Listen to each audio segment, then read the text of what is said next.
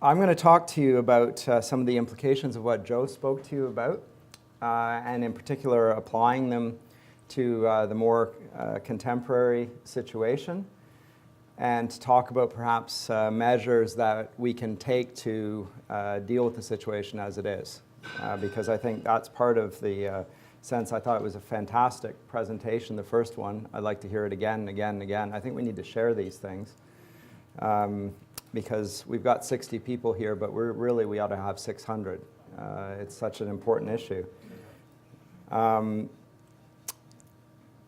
going to talk about that and talk about really the last, I guess since probably the 1945 thereabouts. I'm not sure the exact date, but I want to talk about the institutional separation of Canada's public education from the Christian faith. And that's not something that began recently. It happened many, many decades ago.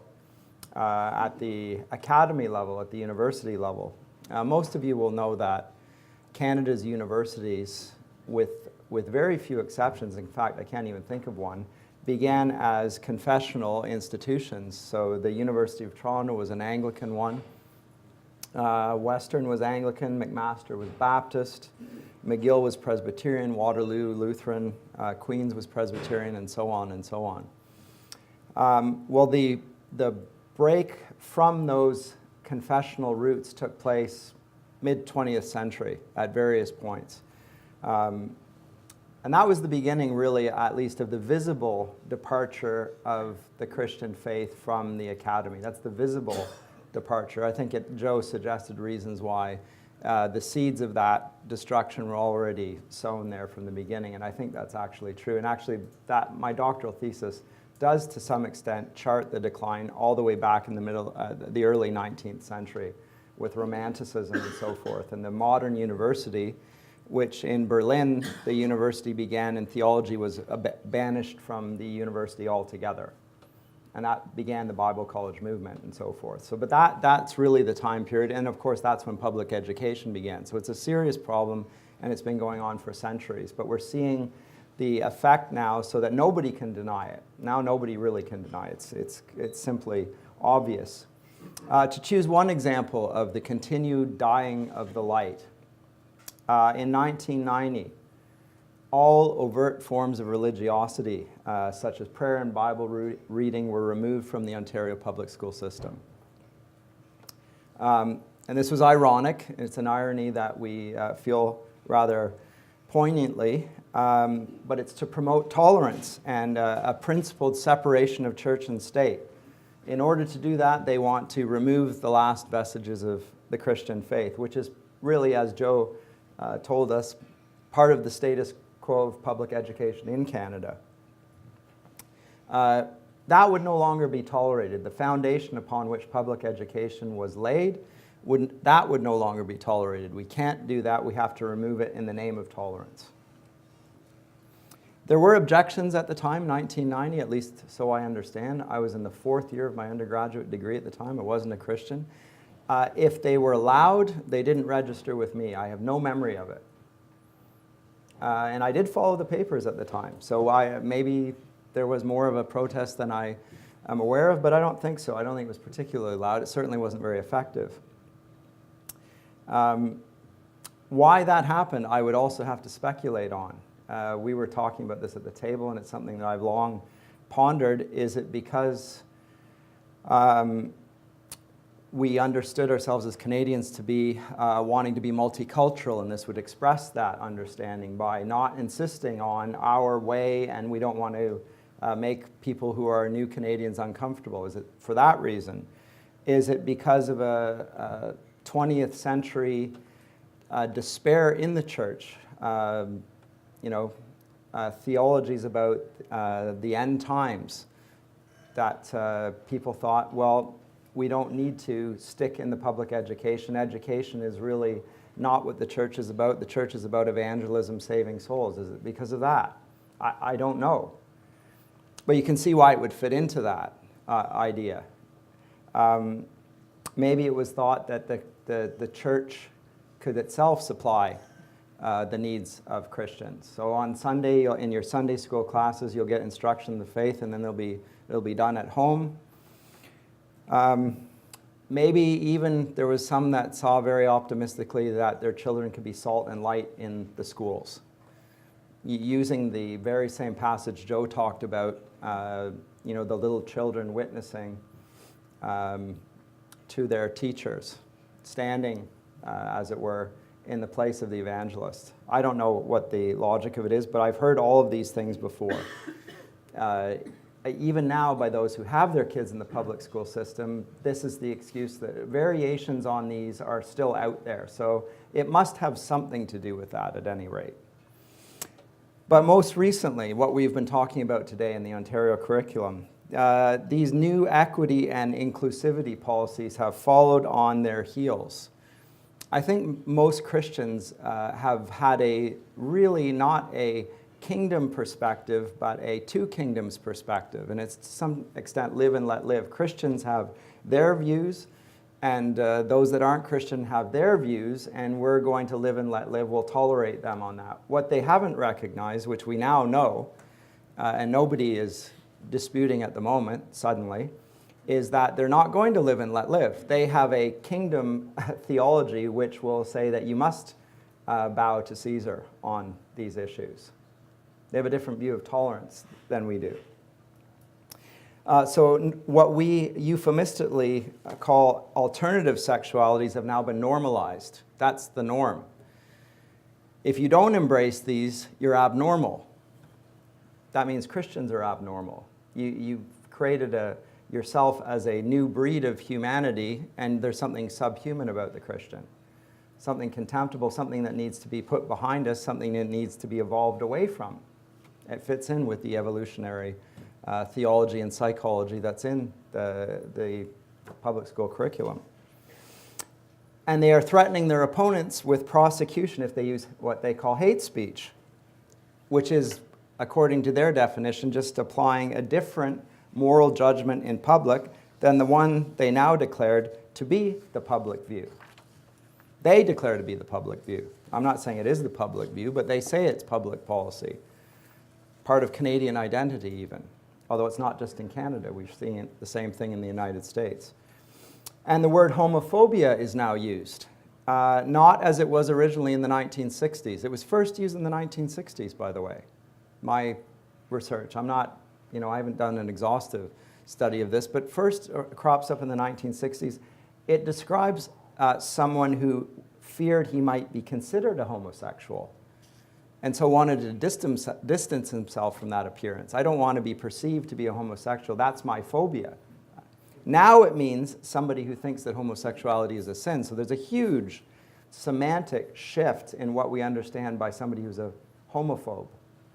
I always think, I don't even understand what you're talking about. I don't fear homosexuality in the sense that you're talking about. It just makes no sense. Well, I'll get to that in a second as well. But alarm bells are ringing as we see the fulfillment of the warning made almost 60 years ago. In fact, I think it is 60 years ago now, by Hilda Neatby, who's an academic historian and a member of the very first Massey Commission. She said that in the public system, and I quote, "even those areas still termed democratic are losing the freedom which gives meaning to democracy because they are losing that sense of direction which gives meaning to freedom." So freedom has no direction, per se. They're losing the gospel, in other words. Now, she doesn't articulate this very clearly. I think it's because she's a product of the public system, and she's adopting the language of the Enlightenment to persuade her audience. We can understand that. We all speak with the language of the academy for Christians, and then we speak as Christians over here. We speak with two tongues. In that sense, if you're a professional academic, then you're required to adopt the terminology of the guild and acceptance and all that, and understanding and so forth. But at this point, freedom is now being lost in the name of democracy, she says. And for Dr. Neatby, and this is 60 years ago, as for many of her generation, this would have meant the necessary orientation of all true education towards Jesus Christ. She was a Christian. In whom alone there is freedom. If the Son sets you free, you are free indeed, says he. And one wonders if she were writing today whether Dr. Neatme might end up in front of one of these human rights commissions, which are growing in their scope and influence. And many people are now openly questioning, or at least beginning to question, how it's come to pass in such a short space of time. Whenever I talk to anyone about this, Joe has told me he hears the same thing. People say, how has it happened so quickly? And it has happened quickly. There's been an acceleration. The pedal has now come down. There's no handbrake anymore. There's no resistance. And it just, every year there is a substantial change culturally. Now, how did it happen so quickly? That the freedom of religious expression and the adherence to Christian moral character is now being pronounced not just tolerated, it's an anathema in the name of democracy. So if you're a Christian, you're opposed to democracy. You are undermining the public good, because that is what is taking place, not just here, but south of the border. Christians are being demonized as being enemies of the public good. And this is heavily ironic, and we heard reasons why that is from just what we heard from Joe Boot. Since academic freedom can be traced at least as far back as the Christian liberal arts universities of the Middle Ages. And the practice of teaching Christian character, moral character, has been in schools for as long as there's been a church. The irony is particularly sharp and really difficult to understand. Well, let me explain how that shift happened, at least in some measure, as briefly as I possibly can. I'm going to read just little extracts from this Jubilee, which you've all received one of.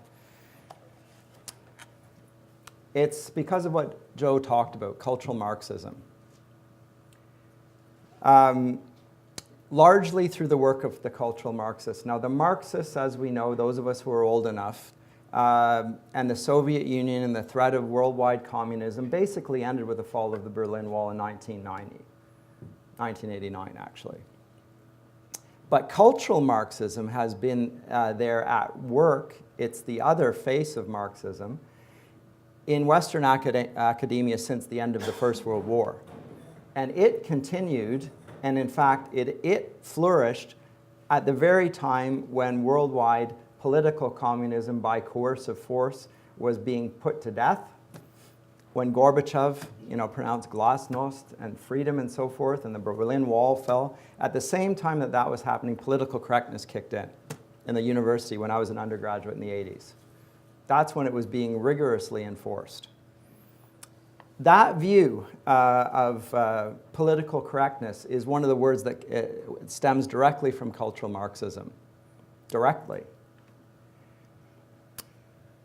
The school that prompted that was called the Frankfurt School of Philosophy. It sought to stigmatize Christian culture by defining its expressions, that is the Christian culture's expressions, on sexual morality, its views on the family, and on paternal authority as nefarious prejudices in a wide-ranging series of academic studies.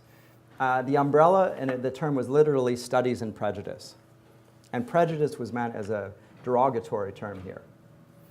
The most important contribution was by Theodor Adorno. It was a book called The Authoritarian Personality, written in 1950. He created what he called an F scale. The F scale connected traditional Christian views on the family and on sexuality with varying degrees of fascism. That's the F. So if you are a Christian, you are already a fascist. The specific expression of that is related to your authoritarian personality, which you then impose upon the family and upon sexuality. So in accordance with this, if you're a Christian, you will be called a fascist, according to Adorno, or just a traditionalist, even if you're not a Christian. If you hold views that would be compatible with Christianity, you will be labeled a fascist. So many of you have never heard of Theodor Adorno, I expect, because he's little read. But most of you will have heard Christianity connected with fascism, as bizarre as that is. Now you know why. It's seeped into the academy. And it's been adopted as basically an unquestionable truth. If you hold these views, you have an authoritarian personality, you are a fascist. So, and the link is being drawn, and you can see it being happening in the public media as we speak. We need to eradicate people that hold these views because there's a lurking fascism which is just waiting to come out. And we can't, that's why we have to suppress them in the name of preventing Nazi sort of takeovers of Canada. Scary people. The other gentleman I want to mention, his name is Herbert Marcuse. Now, Marcuse is again little known amongst Christians, largely because Christians, for good reasons, wanted nothing to do with Marcuse. He was another one of these German figures. In the 1968 protests in Paris and Berlin, they marched under the banner of Marx, Mao, and Marcuse. So two well-known figures, and one that most of us have never heard of. But it was part of the sexual revolution, and that's where he comes in here. His chief work was entitled Eros and Civilization, 1965, which is a hybrid of Marx and Freud. And he reiterates the case made back in the 1930s by another German by the name of Wilhelm Reich in his Mass Psychology of Fascism and the Sexual Revolution. And his point is this, that a new paradise where there was only play and no work would be impossible to achieve unless society first, and here's the quote, liberated non-procreative eros from its moral repression. Only then could it return to what Freud described as the infantile stage of pure sexuality, the child's polymorphous perversity. Freud believed that children were perverse in any manner of sexual ways, and then he attached various stages to it. If you've done any psychology in the universities, you'll remember there's an oral stage and an anal stage, and there's all these sexual stages, and children are open to all of these things. Now, these studies remain there in psychology departments, and they are certainly there in the attempt to legitimize pedophilia now. They're right there. They're also there in the push for the public education system to begin earlier and earlier. We want to push them while their pure sexuality is untainted by fascism. That's the motivation. That's why one of the reasons we need to get them early. And there's antagonistic rhetoric here, which suggests that their opponents are the aggressors. And you'll remember the slogan, make love, not war. So if you oppose this, in other words, you're the antagonist, whereas we are just in favor of love and liberation, because that's what it's all about. It's all about freedom. So what Marcuse does is he destigmatizes every sexual expression except heterosexual marital relations, which he stigmatizes as sexual repression. And he creates a whole new class of victim group, the sexual deviant. And he adds this to a long train of people that the Western world has repressed. Blacks, feminists, and he makes what we call in politics the new left. So it's the coalition of these that marked the Democratic Party in the 60s and the 70s and onwards. And in Canadian politics, exactly the same. You will see that Pierre Elliott Trudeau was marked by the same animus. So in his abortion, removing the sanction against abortion in Canada, he also legalized homosexuality. Not coincidental. Marked by the exact same philosophy. He is a cultural Marxist. His son even more so. Just further down the road. Justin Trudeau would have no room in his party for his father. That just shows how far the march of the left has gone now in politics. Now that's just the Liberal Party. You will find the exact same sentiments in the Conservative Party as well. They're just a little bit further behind. And they don't want to get too far behind lest they be labeled fascists. Labeling has strong power. Well, how is this so effective, though? We can see how it happens in the... we can see it effectively now, but on the other hand, why do Christians buy into this stuff? How is that possible?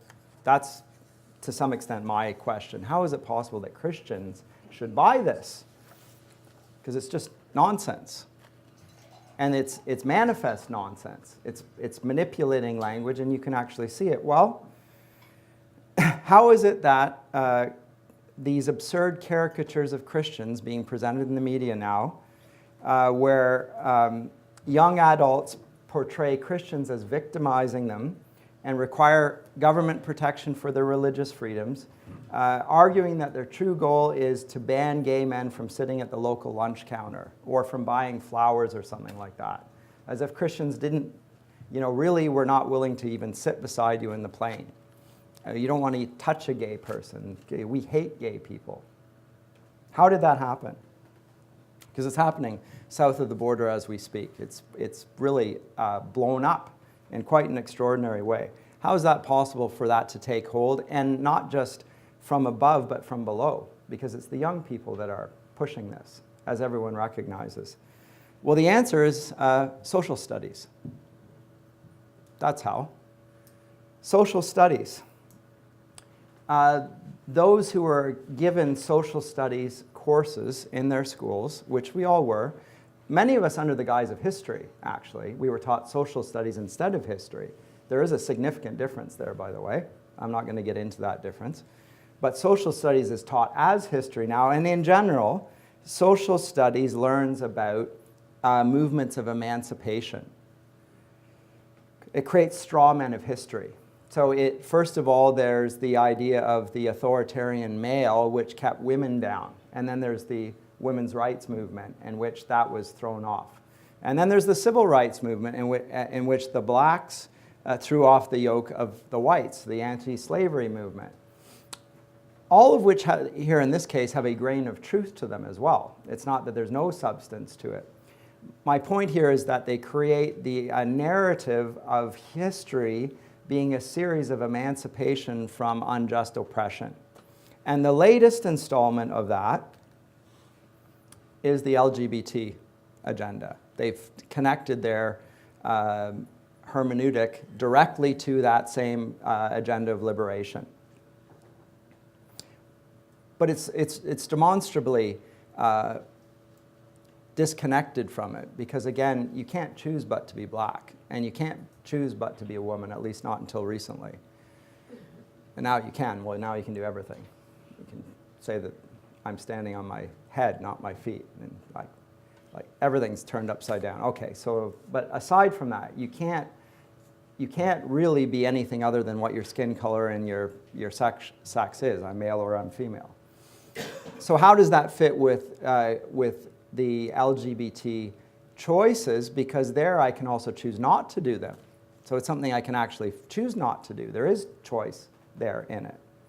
Well, I think it's partly, first of all, because the education is so terrible now that people don't tolerate logic. Never mind tolerate revelation, they don't tolerate logic, which actually is an effect of not tolerating revelation, because if you're not going to accept God's standards, whose standards are you going to accept but man's? And if it's going to be man's standards, well, what are they rooted in other than social consensus? Well, the social consensus has moved on. But why does it work? Well, it's because these social studies are not studies in history, they're studies in hagiography, basically. These are the saints of our days, right? That's what kids are being presented as.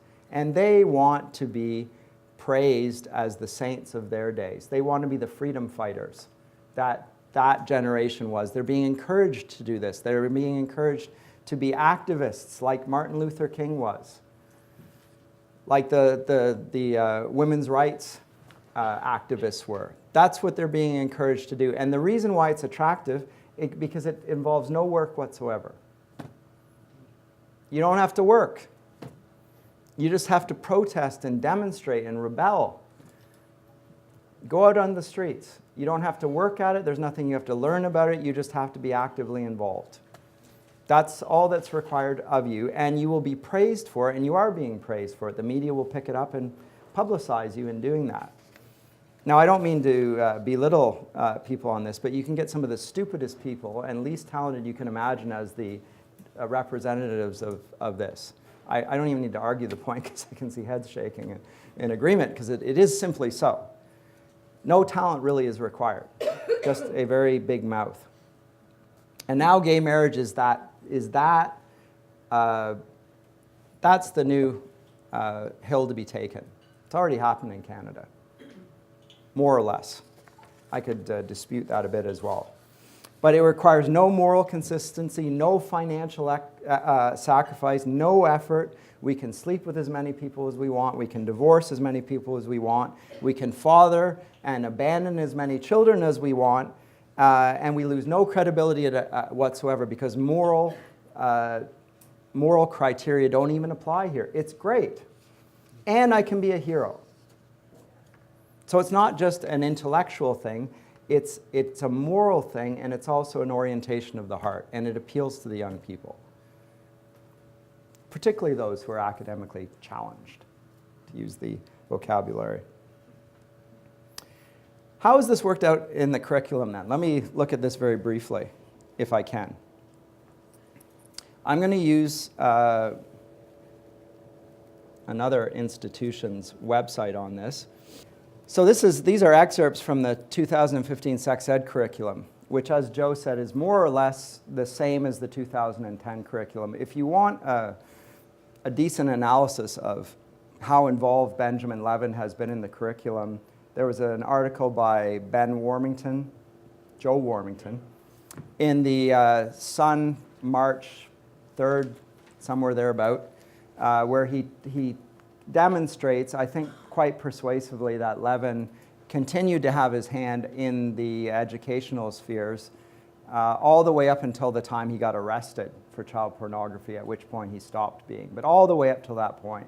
So even past the time where he was part of the transition team, he was still being consulted on major decisions. And he was the architect of the 2010 curriculum. There's no doubt about it. He's the deputy minister. He's a Canada research chair. And the deputy minister is the professional on that. The minister just, that's the public face of it.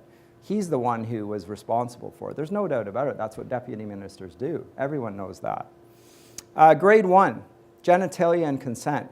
So you learn about sexual body parts, identifying them and so forth. Both of them have promised that teaching of, quote, enthusiastic sexual consent, that is Kathleen Wynne and her education minister, Liz Sandals. This teaching of enthusiastic sexual consent will be weaved throughout the sex ed curriculum. Beginning in grade 1, it will be progressively more explicit in each grade so that, quote, children can see what consent looks like. It's not just consent in the abstract, it's sexual consent. I can understand that through gestures and so forth, nods of the head, facial expressions. The government has given no specifics on how that's going to be fleshed out. Those that are skeptical of the skeptics and are defending the government are saying, you're making this all up. Look at the curriculum. There's only one line there. You're jumping to all sorts of wild conclusions. That may be so.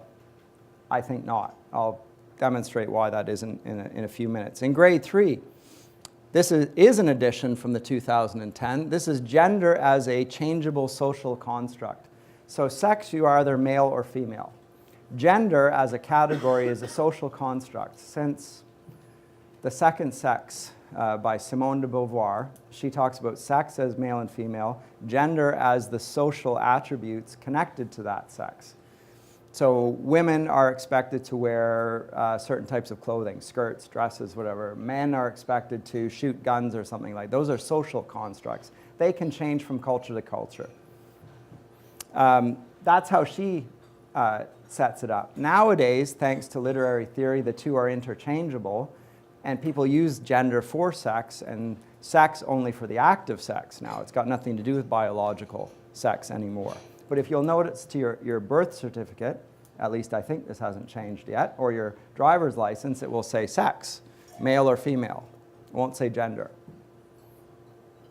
yet. I think that will change. We'll have to get rid of all hints that sex and gender are something different. But it teaches gender identity as if it were a fact. So the way you look as a boy or a girl, or the physical attributes of being a boy or a girl, can now be contradicted by how you feel about yourself. This is so manifestly ridiculous that it's hard to even engage with it, but just let me bring one obvious never mind the moral implications, the psychological effects, although the psychological effects of changing your sexual identity are terrible. To change your sexual identity, it's something like the suicide rate is approaching 50%. We'll leave all that aside. We'll deal with the simple educational reality, which is you are saying that two things can be the same thing at one and the same time and then one in the same way, which is a logical contradiction. It's a logical fallacy. Well, if that's at the heart of the sex ed curriculum, then education, as Joe said, is no longer even a concern of this curriculum, because you're introducing a logical fallacy, and the implications of that are obvious to every child. And the implications which every child will take away from it is that actually I'm not here to be educated, I'm just here to do what the people who are teaching me want me to do. So now it's explicit and outright indoctrination, and the kids get that right away. What that means is they don't have to study hard, and they don't have to work, and they can sexually experiment, and they will be rewarded for it as the new saints. They will be praised for it. In fact, that's what their teachers are supposed to do, is to make them enthusiastic about it. When I hear people speak against this, particularly those who claim to be Christians, I think that they have had a lobotomy. I hesitate to name names because you can actually come to your own conclusions on this. But if you cannot see the problem with the sex and gender connection here, then you can't think. You simply can't think. That's just my primary objection. I could say worse things. But you cannot think. You're also introduced to homosexuality in grade 3. Most of us have no idea of anything like this when we were that age. We didn't think about such things. But it's introduced. Now remember, consent underlies the whole program from the beginning. So that's the initial step, and the key one is to introduce the idea of consent. And then everything that follows along to it, you have to consent to it. And now this, and now this, and now this, and now that. So they're going to normalize homosexual family structures and the homosexual marriage in the minds of 8-year-olds. Doesn't matter what the families think on this. Some will say that you can opt out of this curriculum. I'll address that a little later on, because in practice, that's not happening. In grade 4, they're introducing the idea of romantic dating. Grade 6, masturbation. Grade 7, anal intercourse and oral sex. All of these things we'll talk about practices without considering the consequences, never mind morally, even physically. The physical consequences of anal sex and the incidence of sexually transmitted infections are off the charts for anal intercourse. It's not even mentioned in the curriculum. This is a health curriculum.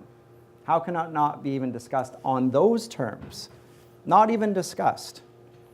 At this point, I think the government is actually legally liable if something does result from this. So if there's a demonstrated cause and effect, I think the government, and that means we, the taxpayer, are on the hook for this.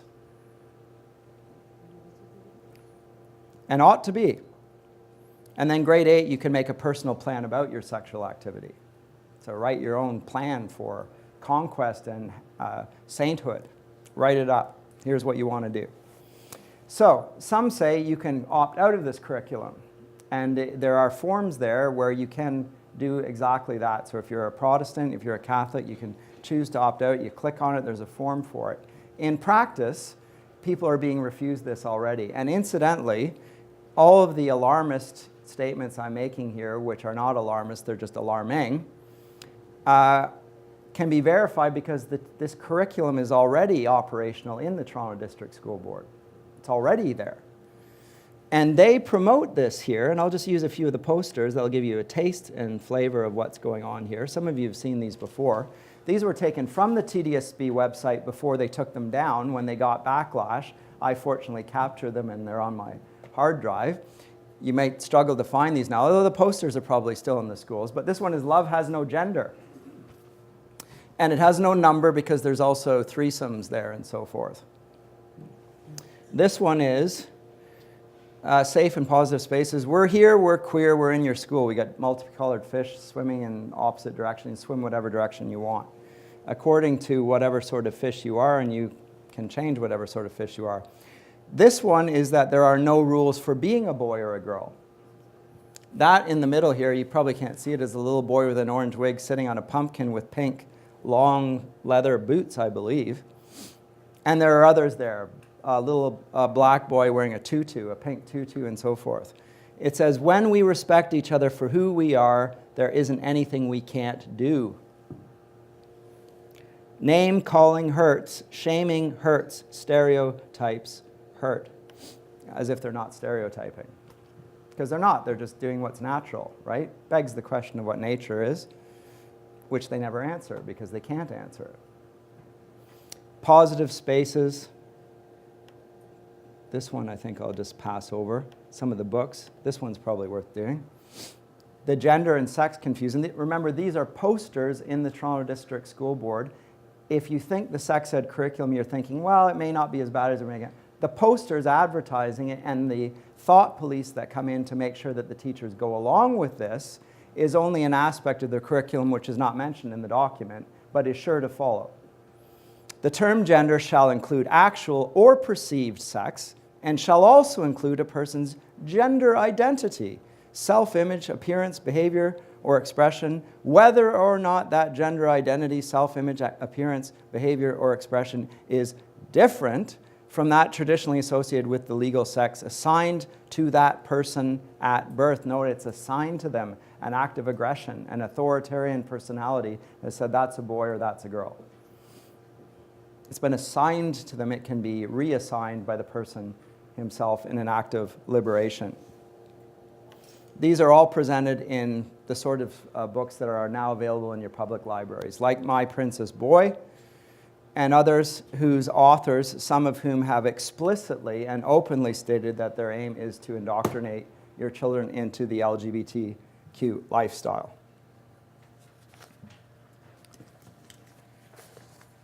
So now it's readily apparent to anyone who pays attention what's going on among today's youth and what's coming.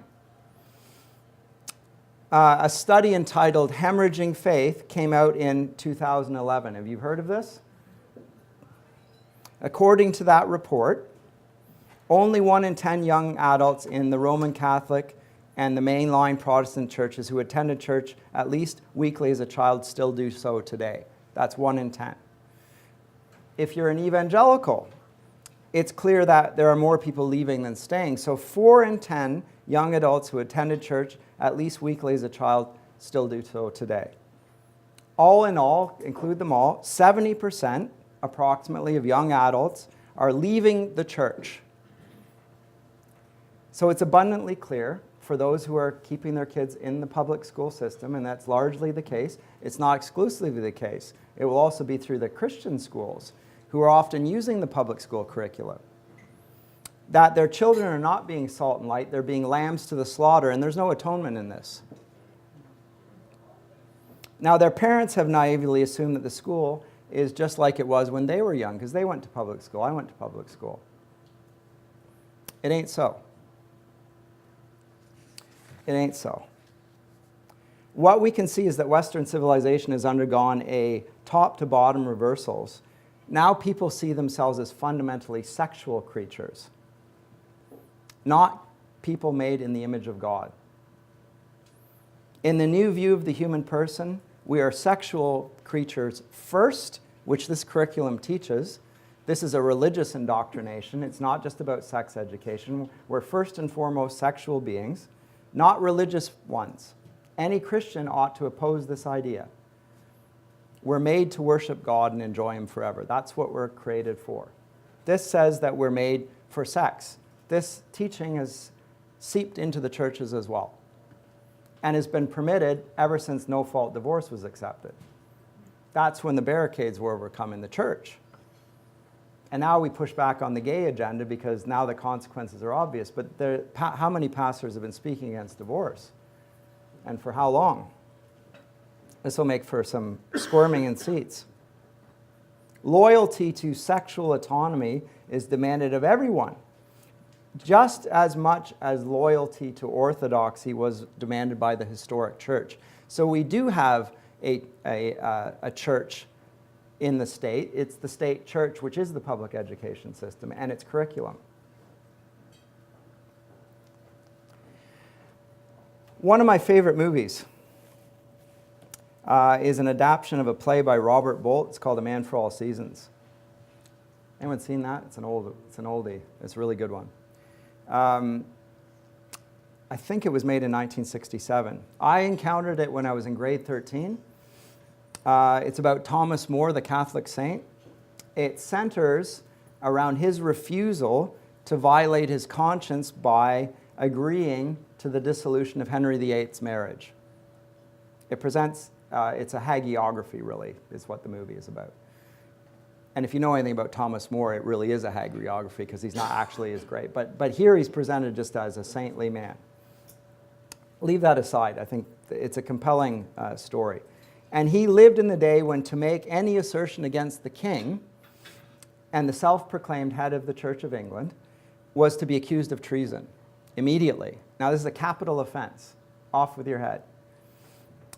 He was,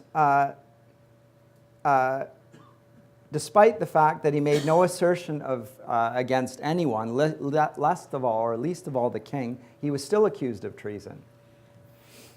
The famous trial scene at the end of this movie has him being interrogated by a prosecutor, claiming that although he, Thomas More, had never said anything about his views to anyone, everyone in England knew what he thought.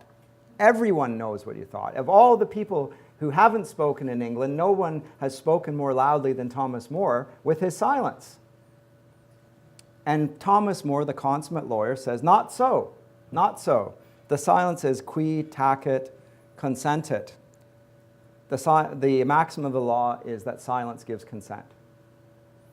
If therefore you wish to construe what my silence betokens, you must construe that I consented, says More. So if I don't say anything, I agree to it. Let's apply that now. Very different social and cultural situation. We don't live in an age of monarchy where the head of state is also the head of the national church, although I've just talked about the sex ed curriculum and how it's an expression of that. But we still live in a democracy. We still, largely thanks to the Reformation, have a separation of powers, at least in theory. There is a defined role for the state, still, just. There's a defined role and authority for the church, and there's an area of sovereign authority for the family. It's enshrined in our laws. Well, at least since the time of Plato, this has been under assault. Since Plato, philosophers have argued that parents are naturally unfit to educate their children. There's always been a push from the experts, the philosopher kings, to take the role of parents from them. Plato had no children, of course, unsurprisingly. One of his great admirers, Rousseau, the Enlightenment philosopher, whose ideas actually ground modern education theory, he's a romantic. He was so enamored with the idea that the state should take responsibility in administering social justice and taking care of kids that he absolved himself of all parental responsibility. He had 5 kids out of wedlock and he stuck them all in orphanages. He was a true believer in the state, the goodness of the state. He can be as irresponsible as he wants, and that's his way of affirming the state's power. Scandalous character. The liberals love him. In his 1935 BBC radio debate with another educator, a statist, philosopher, Bertrand Russell, some of you have read his History of Western Philosophy, G.K. Chesterton wryly retorted to this claim that the state knows best what every reasonable person recognizes, which is that the immoral example of exceptional men like Rousseau proves the rule, which is that parents know best about what's the welfare of their children is. The parents know the best. There are bad parents, we recognize that. In our day, there are a lot of bad parents. The remedy is not to get rid of parenthood. That's not the remedy. That's a further decline. To absolve parenthood altogether and parental responsibility is to destroy society from its foundations. Well, the status won out for a while, actually. It happened during the Second World War. The intervention of the Second World War and the rise of communism settled the matter, and the statist side, we had the Hitler Youth. In communist countries, we had men and women being pushed into the workforce, their children being left to be educated by the state. Their brief success led to a pushback by the UN of all agencies. I don't trust the UN for very much. The UN pushed back on this. They came in 1948 with Article 26 of the Declaration of Human Rights. They declared that parents had, and I quote, a prior right to choose the kind of education that shall be given to their children. It's their right first, and it remains their right. If it's the first right, it's not one that can be taken away from them. Now that's the UN speaking collectively against the fascists and the communists. It's a hedge of protection. We could call into another argument here. This is, by the way, from an article I wrote in the National Post in response to Michael Coren, incidentally. By Cambridge anthropologist J.D. Unwin. He wrote a work in 1934 called Sex and Culture, right around the time when Wilhelm Reich was writing his work on sex. This is a Cambridge anthropologist, world-renowned expert. He studied 80 primitive tribes. He studied 6 known civilizations over 5,000 years of history, comprehensive study. He found the success of a civilization was directly linked to the degree of sexual restraint it observed. Quote, any human society is free to choose either to display great energy, civilizational energy, to flourish, or to enjoy sexual freedom. The evidence is that it cannot do both for more than one generation. Sexual freedom comes at the cost of the destruction of an entire civilization. In the name of social justice, society is being uprooted from its foundations. This is not about sex, it's about worshiping a false god. And the inevitable, why do we have abortion being promoted by gay marriage advocates? Why are these two linked? They're both anti-life, that's why. Sex is attached to something very different. So worship of their own procreative powers. So the life or death of a civilization, which is at stake in the Christian teaching of natural sexual monogamy, which is a moral conviction and social institution that Unwin observed common to all flourishing cultures, would have been a powerful argument in favor of teaching that the family, mom and dad, are essential to the health of an individual. We've just had the sex ed curriculum, but the family, mom and dad, they're essential to your health, physical and mental health, and to creating a more just society. It can only be a just society if it continues to flourish, right? If justice can be, if everything's falling apart, then you're putting out fires all over the place. You can't actually build anything. But Chesterton never made this appeal, largely because nobody in his right mind at that time would have debated the sexual education of children. No, at least acceptable public figure would have debated this. They had the age-old question of which adults would be responsible for the education of children. Who would be fit to do the task of creating a just society? Bertrand Russell said the state. Chesterton said the parents. Neither of them said what our sex ed experts now say, which is that the kids do it. The children are responsible for their own education because they raise themselves effectively. They consent to what their identity is going to be, their human identity. To claim your human identity in terms of your sexual identity is to make a claim about your human nature. When God creates mankind, he creates the male and female. You're either or, but the one is that it's attached inseparably to your human nature. Inseparably, you're either male or you're female. So the convictions of this curriculum, which I've just briefly traced, are not liberating, they're destructive. The debate is, as ever, between the parental and the state jurisdiction in creating a just society. And you will hear the critics of people like me attacking us for precisely, being simple-minded, alarmist, etc., as if it were a matter of, well, they don't want them to talk about penises. Well, guess what? They're going to learn about talking about penises. Nobody is worried about that per se, actually. I've never heard anyone make that claim. They're worried about the stuff that I picked out, the general thrust of the curriculum. But as I say, at the heart of the Ontario Sex Ed curriculum is the perverse claim that children raise themselves. Now, this is explicit from the very outset, as we saw. At the age of 6, the age of teaching of sexual consent is there. Now, to teach children what consent means, even in the rudimentary terms that Kathleen Wynne has given, which is when she was asked by the CBC about it, well, it's about reading facial expressions and emotions. To assume that is to assume that they have the capacity, the moral capacity, to understand what they're learning. And we know that this cannot be, because the legal age of consent is 16 or 18, which goes with being an adult. You have to be morally responsible if you're going to have a just society, right? By 6 years of age, the human eye has not even fully developed. The eye that's looking at the facial gestures and reading sexual consent hasn't even fully developed. It's not only that she doesn't understand education, she has no knowledge about anything, I would say. And Ben Levin is a demonstrable pervert. He's about to be convicted. Either 2 years or 3.5. That's what they're debating now. He's going to be convicted.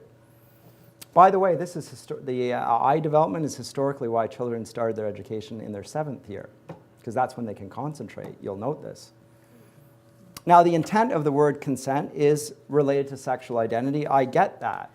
But they have given it a legal jurisdiction and are imposing it with the rule of law and saying to violate this is a matter of law. Well, the critics of this curriculum are absolutely right, because this is nothing other than an experiment on children. It's an experiment on children as lab rats. The document does not consider love. It doesn't consider marriage. It doesn't mention either of them in the whole 244 pages of this infamous document, which I urge everyone to oppose as strongly as you possibly can. It speaks of sex in consumerist terms of choice. There's no moral, there's no religious, there's no social consequences. There might be some health consequences, but we don't want to get into the specifics there. It doesn't consider that the demonstrably bad health consequences of homosexuality are, again, off the charts. This does not teach at all. It's not the teaching of a just society. It's a perverted individualism. Perverted. It separates their children from their parents. It separates them from the very idea that one day they're going to be parents and they're going to be responsible. There's no responsibility here. There's freedom without any responsibility. Well, that's not freedom at all. It's exploitation. If there's nothing that limits your responsibility or your freedom, then what is your definition of freedom? It has no definition. Anything goes. Again, this is just logic. It is being imposed on the only people in Ontario whose consent is actually required, which is the parents. My question to you is whether your own conscience will permit you to consent to having this curriculum foisted not just on your own children or your own grandchildren, but on the children that you see all around you, walking in your churches, walking around on the streets. Or are you going to be silent? Because remember, silence gives consent. It still does. Everyone understands that. People are afraid. I understand that. They're afraid of being persecuted. Do you think you're going to avoid persecution by being silent? There is no extent to the limits that the progressives won't go, because they have to progress in order to fulfill their worship of their God. They will go into as far as they can go. So if you do not push back, you will be eradicated. That's just what we're dealing with. So those that call us fascists are fascists. Now, suggestions in front of you here. I've got 7 here. How can we respond? I have a series of Christian leaders here. I know there are some pastors, there are some teachers, there are principals, there are interested parents.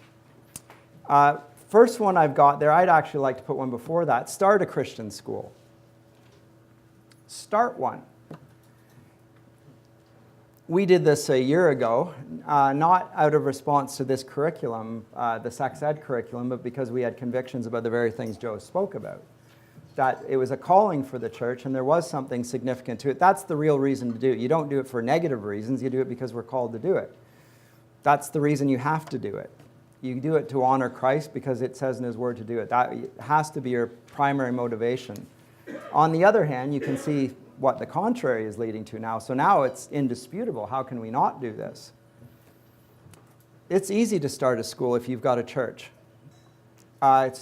Churches are historically allowed to start schools. If you have questions about that, we have gentlemen here that can speak to you about how to start a Christian school in your church right now. If you're not going to do it, if you have no church that's willing to do this, you can support your local Christian schools.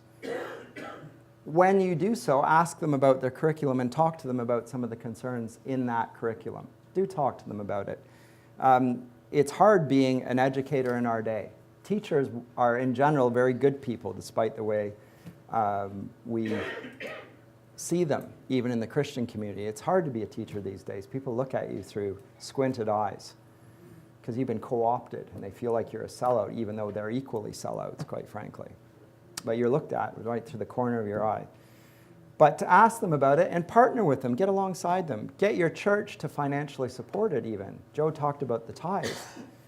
That's the one thing that is necessary often in these schools is financial support. If they had that, then they could drop the curriculum price and then there'd be greater access. Secondly, organize information meetings about the curriculum in your local churches and community centers. I have had people speak to me, and I know Joe's received the same, who aren't even Christians telling me that they can't find a Christian that's willing to talk about this. It's a shame. I was at a rally yesterday and they were shouting out shame at the curriculum. And I was one of the few Christians there, and I couldn't help thinking that they were shouting at the Christians shame as well, because they were silent. It's shame. It's a disgrace. It's a scandal. So organize these. Offer them up. People will actually be attracted by the Christian faith. We need to have trust in what the Word of God tells us about the gospel. It's appealing to people. Believe me, there are people out there that want to hear the good news. They're coming, they're looking to you. They're saying, where is the church? Reach out to them. There are actually now concerned parents groups surrounding this curriculum. Some of them are Christians. Many of them are not. They're first-generation Canadians. And they thought they were moving to a Christian country. They genuinely did. And they're shocked. Where are the Christians? Open your churches to them. You could offer a homeschooling consortia to them in this September. Just offer your space to it. If the cost of education is an issue, that brings them into your doors. It shows that you care about their children. If this isn't evangelism, then I don't even know what you think evangelism is. Because we just heard about the little child being the model of the disciple, and why the children will be, that's the future. That's your evangelism field. We need church, not church planting movements, but school planting movements. That is the church and its mandate. So huge evangelism opportunity. If you're a pastor here, start up a school. At least let people use the space. You're going to have to oversee it and so forth, but by all means. Fourthly, speak to your local MPPs. Go in numbers. Don't go by one at a time, because they'll talk to you and they'll placate you and they'll ignore you. If 5 of you go, they'll think you represent 50, because one complainant, generally, they understand there are 10 others who have the same feeling and they're not coming forward. It actually does have an effect on your MPPs. Fifthly, speak to your local school trustees. They actually have the capacity to resist this at that level, I believe.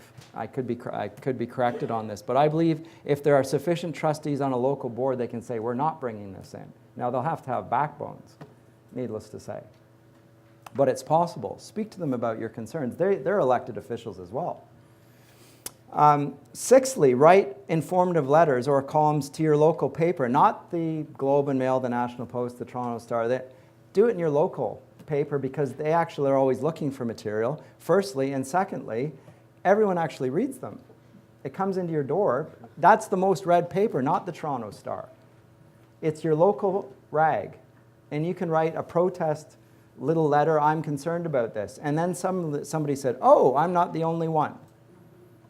And it creates a sense, because one of the things, and this I always remember this from my study of history, Adolf Eichmann, when he shipped the Jews off to Auschwitz and so forth, he looked around him, he thought there was a problem with it, but he looked to the aristocrats. They had an aristocracy in Germany, to his superiors, culturally, his social superiors, and he saw that none of them had a concern with it, and he said, if they don't have a concern with it, then why should I? So again, the people who aren't Christians, and that's 70% of the population in Canada, are looking, and they're not hearing Christians stand up for it, and they're thinking, well, if Christians don't stand up for it, then why should I? I thought that was their issue, but they're staying silent. Finally, support this Hamilton father, who has decided to do it through the court.